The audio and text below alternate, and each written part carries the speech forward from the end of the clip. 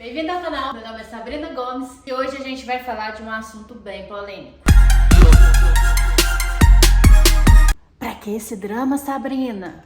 Eu sou dessas e adoro fazer um drama. Você não? Hoje eu irei responder a principal questão que vocês sempre me fazem no meu direct, né? Sobre como as pessoas fazem para trabalhar sem documento. Mas para você saber, precisa ficar até o final. Não esquecer de deixar o seu like, compartilhar e comentar para nos contar a sua experiência de como está sendo. Vale lembrar que o nosso conteúdo é meramente informativo e a maioria dele é baseado nas suas perguntas. Então não deixe de deixar o seu comentário.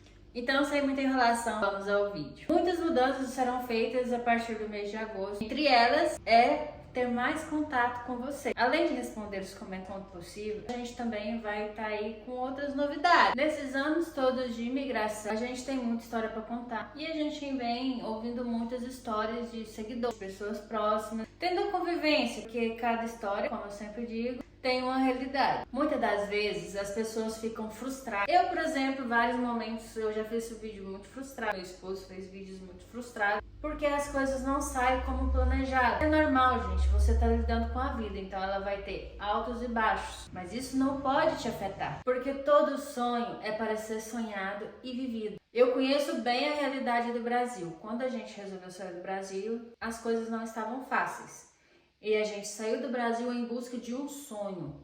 E olha, pessoal, o sonho nem era meu, era do Wender. Eu quero voltar com vocês em 2018 para vocês poderem entender o que eu quero passar para você, as informações que eu quero passar para você e porque a gente tem história para contar. Em 2018, o meu esposo entrou em contato com um amigo, porque ele sonhava em sair do Brasil, então ele entrou em contato para ir para a Bélgica. Essa história já foi contada aqui no canal e eu quero reforçar porque vários seguidores estão chegando novos e não entendem o porquê que a gente avisa tanto sobre documentação, sobre não confiar nas pessoas, que às vezes da sua própria nacionalidade pode te prejudicar e te fazer muito mal e acaba que se você não vem preparado, o que era para ser um sonho acaba se tornando um pesadelo. Vocês nem imaginam quantos takes que eu estou fazendo, porque vocês só vão ver os vídeos resumidos. Em 2018, quando o Wender entrou em contato com esse amigo, ele propôs uma oferta de trabalho, com contrato de trabalho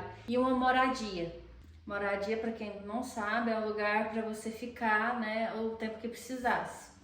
Beleza, a gente aceitou essa proposta e todos os dois muito emocionados. O Wender tinha o sonho, eu quis acompanhar ele, mas a gente não tinha um capital para poder ir para a Bélgica naquele tempo. E logo me veio uma decisão que Deus plantou no meu coração, que eu falo que não foi por mim, foi por ele, de vender a nossa casa. Eu vendi, gente, e não contei para ninguém que eu tinha vendido a casa. Vendi. E quando tudo foi para acontecer, Sabrina, você é louca, como que você tem coragem de fazer uma coisa dessa? Eu acredito! O Senhor tem que dar certo, porque realmente eu cometi uma loucura. Meu Deus, onde eu tava com a cabeça? Mas agora, já que o Senhor plantou, vai ter que dar certo. É, pessoal, tinha que dar certo mesmo, porque eu tinha acabado de desfazer de tudo que eu lutei muito para construir em busca de um sonho, que nem era meu. Mas quando Deus planeja, não é nada como a gente imagina, é muito melhor. Eu tô falando que vai ser fácil, vai ter suas dificuldades. Menos de uma semana tava tudo vendido, passagem, compra, tudo preparado. Lembrando que a gente fez o passaporte tudo em silêncio, sem contar nada pra família, porque a família só ficou sabendo faltando uma semana pra viajar. Isso explica muito bem o porquê todo mundo ficou bravo de eu ter vendido a casa. No meio de toda essa muvuca, nesse êxtase da viagem, eu e o Wender no hotel, um dia antes de viajar, ele me levanta de madrugada, senta na beirada da cama e veio aquele medo, que naquele dia eu fiquei com mais medo ainda, porque foi naquela hora que eu caí a ficha. Ele senta na cama e fala, meu Deus do céu, será que eu tô fazendo a coisa certa? Eu só te conheço há um ano e nós tá saindo do país. Você vendeu sua casa, sua doida. Imagina eu, que a hora que eu caí a ficha que eu tinha vendido a casa, como eu fiquei. Mas eu falei, cara, o sonho era seu. Tipo assim, você que me convenceu a vir. Agora você tá me pondo medo? Não aceito. Você não pode ter medo. Passou, né? Quando a gente chegou na Bélgica, já todos os dois anestesiados assim, tipo assim, gente, a gente chegou. Quando chegamos na Bélgica, pessoal, e quando chegamos na Bélgica? Porque eu te falei que nem tudo é flores, e se você não vir preparado, se você não estiver planejando a sua vida, o seu sonho pode se tornar um pesadelo. Ele tenta fazer o primeiro contato com a pessoa que deu a carta convite, que falou que ia arrumar lugar pra gente ficar, que ia dar o contrato de trabalho para nos auxiliar. E simplesmente a pessoa não respondeu. Falar a língua com o que a gente tinha, que era da casa, no tempo era 37 ou 38 mil que eu tinha pedido ágil, e no lugar totalmente desconhecido, fazendo um frio que vocês não têm noção. Dá para acreditar que a gente foi abandonado no aeroporto? Pois é, fomos abandonados no aeroporto. E era um conhecido de infância do meu esposo. O engraçado é que eu li no comentário, que bom que pra vocês deram certo, né? Mas quem vê Chloe não vê a luta, não é verdade? Eu e o Wender sem conhecimento nenhum. O Wender estudou acho que 2 anos no Brasil através de vídeos na internet para aprender a falar inglês. E naquele pânico, tudo, no meio de toda aquela muvuca, quando ele foi tentar de verdade ter um contato com a pessoa que falava, ele travou. Porque você estudar não é a mesma coisa de você ter que vivenciar aquilo. Ainda mais no meio de toda essa baderna, né? E o medo, o desespero. Com muito custo, ele conseguiu falar com o cara que nos mostrou onde ficavam os táxis. A gente foi parar na Glamplay sem saber falar nada. Eu costumo dizer que aquela foi a nossa lua de mel. E que lua de mel, viu? Nós dois com 2 malas de 23 quilos, andando pelas ruas da Bélgica sem saber falar a língua e com pouco dinheiro no bolso. Mas tudo certo. Se divertimos, tiramos várias fotos, fizemos vários vídeos, porque é tudo lindo, novidade. Mas a noite foi chegando.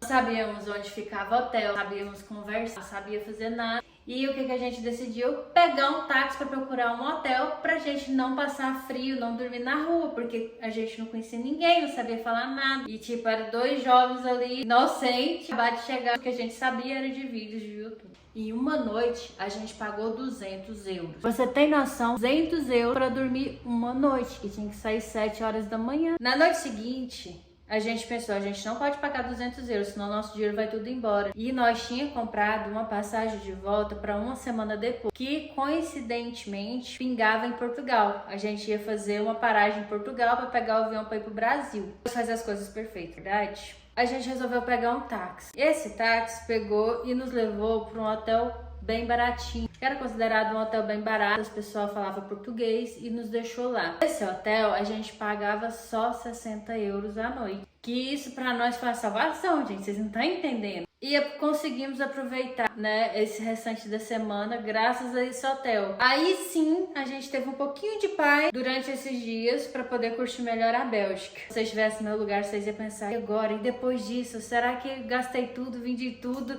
Você sabe a hora que a ficha vai caindo, que você vai entrando na realidade. Olha assim, eu falei assim, meu Senhor da glória. E eu sentei no meio-fio, comecei a chorar. Tava chovendo. E eu comecei a chorar, falei assim, Wender do céu, o que eu fiz da minha vida? Eu vendi minhas coisas tudo, e agora eu não tenho pra onde ir, eu não tenho mais dinheiro, eu não tenho mais nada. O que eu fiz? O Wender pega e me fala, o jeito é voltar? Mas aí eu fiquei doida, eu falei assim, não volto.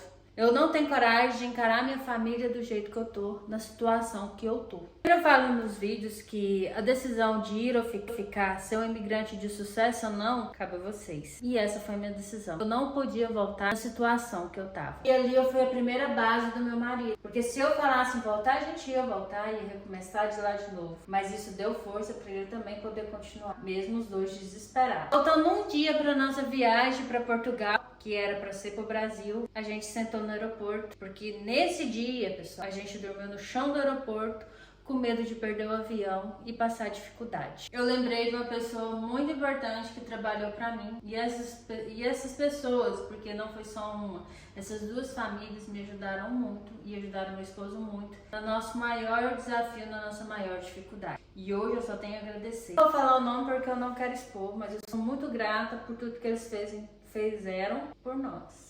Não vou expor o nome, mas eu quero que eles saibam, e eu tenho certeza que eles assistem nossos vídeos, quero que eles saibam que somos muito gratos, porque foi graças a eles que a gente pôde continuar a nossa caminhada. Eu lembrei dessa pessoa que trabalhou para mim no restaurante que eu tinha, que tinham parentes que viviam em Portugal, e eu entrei em contato com ela, e tinha muito tempo que eu não falava com ela. E logo ela se prontificou e entrou em contato com a família que vivia em Portugal, que me mandaram mensagem rapidão e falou, não, vocês podem ficar tranquilos, podem vir pra cá, não se preocupe que vocês vão ter onde ficar. E foi o nosso primeiro contato com Portugal, né, que a gente foi parar em Porto, em Paredes, para ser mais específico. Daí por diante, muita coisa aconteceu, nossa história tinha que continuar. E claro que a gente não podia ficar debaixo da asa dos outros. Mas outro ponto muito importante que eu vou falar para vocês. Que as pessoas te acolhem, mas não quer dizer que é para a vida toda. Cada pessoa, cada casal, cada família tem a sua história e tem que caminhar sozinho. Não pode ficar esperando que as outras pessoas te acolhem, te dê isso, te dê aquilo. Eles não são obrigados. Você fez a sua escolha, então você teve coragem para fazer a sua escolha, você vai ter que ter peito para enfrentar todos os desafios. Chegamos em Portugal, ficamos por volta aí de uns 4 meses com esse casal, até que meu marido chegou em mim e falou: Sabrina, a gente não pode ficar aqui, a gente tem que trilhar nosso próprio caminho. E a gente conversa vai, conversa vem, a gente ouviu falar de Algarve, que era um lugar maravilhoso, que era isso, era aquilo. Eu mais o Ender, nós queríamos explorar, a gente queria conhecer, nós parecia aqueles mochileiros andando nas ruas assim, filmava tudo e conversava, era isso e aquilo. Para nós era lindo, mas todo mundo sabia o que a gente estava mostrando, não sabia o que a gente estava passando, porque eu e ele fizemos um acordo entre nós dois que as pessoas não precisavam, principalmente para não dar preocupação para a família, de saber tudo que estava acontecendo com a gente. Nesse pequeno trecho, você pôde perceber o quanto de coisa a gente passou em menos de 1 ano de chegada na Europa. Quando eu falo para não confiar, pessoal, ele confiou no amigo, ele confiou numa proposta de trabalho, desse amigo ele prometeu, né, um contrato de trabalho, prometeu que ele ia ter onde ficar e no fim a gente não conseguiu contato com essa pessoa e a gente foi abandonado. Ponto todos, não confie nas pessoas mesmo que você conheça. O segundo ponto, muito importante, a gente só não dormiu na rua porque a gente tinha dinheiro. Porque imagina vocês, se a gente tivesse vindo sem um tostão no bolso, só com 100 euros, 200 euros, o que a gente ia fazer? Terceiro ponto mais chocante de todos foi aquele choque cultural, o choque da língua, de você não saber falar nada. É muito triste, gente, você tentar comunicar é como se você tivesse sido silenciado, como se você tivesse mudo, não sei. Foi a pior sensação do mundo. Quando nossos planos foram frustrados, que a gente viu que a gente não poderia ficar na Bélgica, que não deu certo para nós ali, a gente pensou por que para todo mundo dá certo e para nós não. Eu vou voltar para trás ou eu vou continuar? A minha opção e a do Ender é seguir em frente mesmo em meio de tanta confusão e de tanta dificuldade. Muito importante também, não se isole, procure sempre ajuda. Sempre vai ter alguém para te ajudar, pelo menos te encaminhar. Muitos grupos de Facebook, grupos do WhatsApp, não venha sem contato nenhum. E não confie só no YouTube, pessoal. Nem tudo do YouTube é verdade. Muita coisa para engajamento, por isso que esse canal foi criado, para te alertar e para te mostrar que existem dificuldades, existe sim, mesmo que as pessoas falem, não é assim, não é assim, gente, existe. Não, eu não sou uma pessoa chata que tem documento, que tô falando para você vir sem documento que as coisas vai dar errado se você vir sem documento. Como eu disse no início do vídeo, tem possibilidade sim de você trabalhar sem documentos, só não é de uma forma segura. E a principal pergunta é como as pessoas fazem para trabalhar sem documento. Antigamente e hoje em dia ainda se usa muito o tal do documento falso, ou o famoso documento Tabajara. Pessoal, o jeitinho brasileiro. Porém, hoje não é igual 2018 ou 2020 para trás. As coisas mudaram e não tá fácil de você conseguir trabalho sem documentos reais, porque a maioria deles serão verificados, ou quase todos. Eu, quando cheguei aqui, se não me engano, em 2020, já não era nem possível abrir mais conta com documento falso. E pasmem, antigamente era possível abrir conta, pegar empréstimo, para alugar uma casa, apesar que a maioria das vezes, hoje em dia, ainda se usa para alugar a casa, né, e para conseguir trabalho, como eu disse. Ou simplesmente, se você tiver um conhecido português, italiano, simplesmente se você tiver alguém que more e tenha documento, uma BI para ser mais específico, nacionalidade europeia, você pode pegar o documento dessa pessoa, ela vai te emprestar, você vai assinar um contrato, você vai trabalhar, ela simplesmente faz os descontos e você passa um valor X para ela. Eu não tô falando que para você não vai dar certo. Esses últimos dias têm me ensinado muita coisa. Pude conhecer pessoas, histórias reais, que me fez acender aquela chaminha lá de dentro de novo. Quando você passa muito tempo longe do seu país de origem, bate aquela saudade.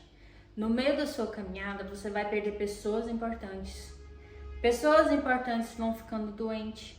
Você vai se sentindo de mãos atadas porque você queria estar ali para dar um apoio. E a responsabilidade, né? E o seu propósito é maior do que tudo. Porque se a gente veio com um propósito.